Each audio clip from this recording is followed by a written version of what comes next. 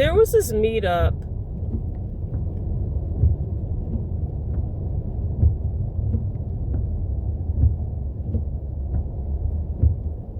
I don't even feel comfortable saying like what it was about.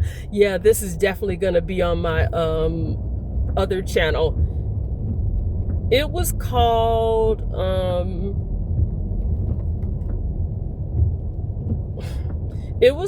Erotic Positivity, and it was all women and black women, and this lady,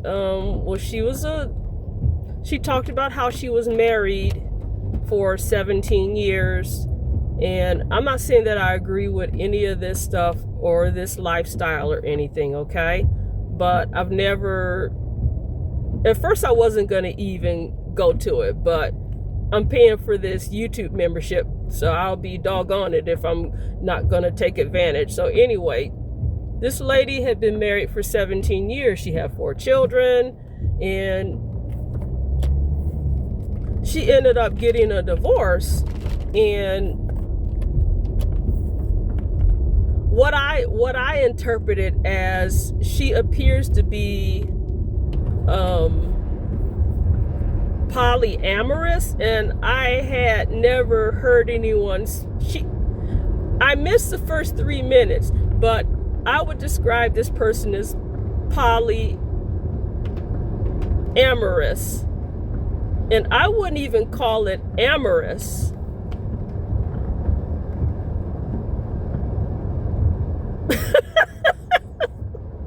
But I just didn't say anything, and I'm not judging, but I've never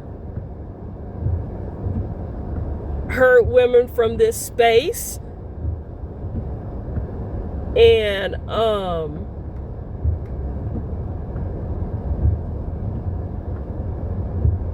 I mean, I'm a member of I'm a church board member, so I hold an office in the church board, and I'm like, whoa, right? Okay. And in addition to the fact that my husband died we were both in our 40s when he passed away. And so since such point as his passing and me becoming a widow, I have not had my hard drive reset. And it's been over 15 years, okay? So, I don't think that I would be interested in going to all those things, although it's my understanding that people in this space, they call it the kink space or something like that. And I'm just, whoa! And then there was this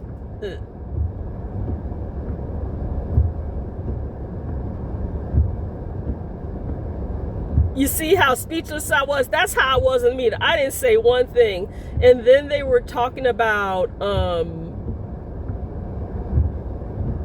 people that are doms, like male and female. So I really try to keep a PG rated platform, but that's not a lifestyle that I would be interested in. I don't think that it could work with me, because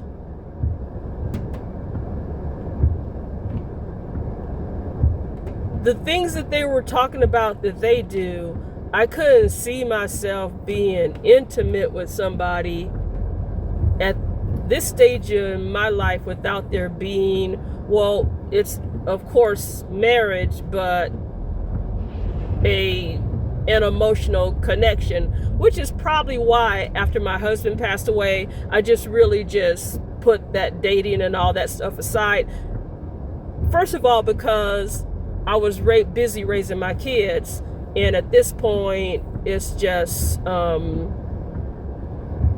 the pool in Atlanta, it will take like a supernatural miracle from God, okay? And I'm not interested in, like, people get on those dating websites, but you see all that flim flam stuff. So God would just have to come in and work a miracle for me. But it was very interesting being around, it was virtual, by the way. Some people didn't show themselves on camera. I don't have a problem with anybody seeing my name because I found it very interesting. But this lady, she was talking about that space, and she had been monogamous with her husband, and she referred to herself as happily unmonogamous. That's not something that I'm interested in. In 600 feet. Hang on.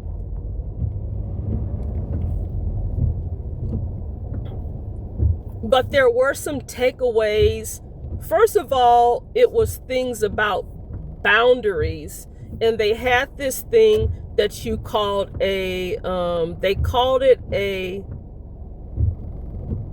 you should develop a pleasure list, okay? So it's not just sexual, okay? It's not just like, what things do you like? Do you like food? Do you like conversation? Do you like conversation with someone super intelligent? Now, it could be physical attributes, but we're just trying to think a little bit higher. So, do you like quiet time? Do you like journaling? Do you like, are you a touchy-feely person? Do you like cuddling? Do you like public display of affection? At the light. What kind of things do you like? So I said, well, you know what? Why not? I'll make a list. I'm not going to really talk about it. It wasn't anything like sexual or anything like that. But that lady said, if you wanted to go that way, you could go that way. So one thing she said, which was, she was talking to this man, and she's openly not monogamous, and she's very much, if this man is good at this thing, I will go to them for that. And if they're good for this thing, I will go to them for that. That's just not something that would work for me, because you'll be taking on too many spirits of people. Woo, no. And it's just, for me, religiously, that's just not part of my beliefs. Okay? No. Not at this stage. We are not going to be team fornication or no.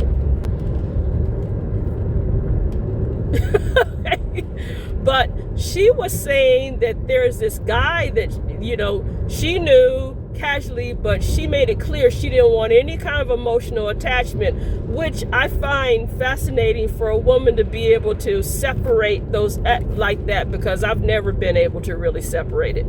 I couldn't see myself being intimate with somebody and not being emotionally attached. That just wouldn't work for me. But anyway, she was able to compartmentalize being like if she wanted a specific thing. So there was this man that she knew, and she was having a rough time, and she was talking about, it was not long, I don't know what happened, but what it got down to is this man felt an emotional attachment, and he could not equate physical contact without emotional attraction to this woman, because he was having feelings. And she's like, well, I'm having a bad day and I just really want to cuddle. And he's like, I can't do that, because if I do that, I can't do that without some emotional attachment. And so he set his boundary, and she said even though she was upset, she respected it, and she got her needs met elsewhere by somewhere else, which is like, well, that's cold-blooded. But I don't see myself doing it. But one thing that my takeaway is, whatever you want, like whatever boundaries you are. And again, this isn't just about intimate sexual things. It isn't about marriage. This is about like life. If you have certain things that you like, and that's what you want to do. Or if you want certain qualities in a husband, or you want certain qualities in a wife, and you have to have some hard boundaries or something like that. I mean, I'm saying husband, but you know, some people will say partner or whatever. But she had very hard boundaries about what she wanted and didn't want. So if anything,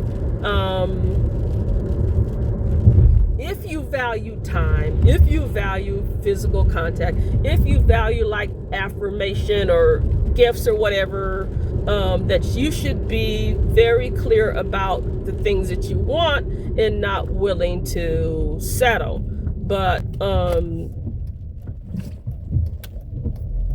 I found it pretty interesting. Thank goodness I'm at home. It was something else getting home. That was some time, but it was an okay drive. Some of the stuff that was said in there about people that are into kink and polyamorous and this dom stuff, I don't even think that it makes me blush. Okay, so. But one thing they said about the dom stuff is they ask for permission and stuff. And then if you say yes or no, they say thank you. But that lady was describing stuff she did. It sounded like that. I never watched that movie, but it sounded like that. What was that movie called? 50 Shades of Grey? I never went and watched that. But that's what it sounded like. She was talking about all kind of stuff about that. I'm like, oh my gosh, you would say that out loud, that you engage in those things, and she's just as free. I'm like, it was crazy. I literally didn't say anything, and I know that we're going to be having another meetup because we have a sister check-in, and we talk about like more things related to leaving toxic jobs. But that lady, she brought in that I would have never even considered listening to anything like that. Normally, I'm the type of person, when people start talking about freaky stuff like that, I just immediately turn off the television. If it's a Netflix thing, I will fast forward it. I don't want to look at that, because if it's a nurse, I've already seen enough and I've heard enough. The thing about the boundaries, and also not making yourself really available to people, and if someone is interested in, they will make space for you, or if they're wanting to, they'll make space for you. You shouldn't squeeze in and not have that stuff make space. Now, I thought that was very interesting, and she really talked about how unhappy her marriage is, and she had been married for 17 years, and it sounds like she wasn't like sexually fulfilled in her marriage sexually. I didn't have that problem. We had some problems, but it was definitely, that was not a problem. May he rest in peace.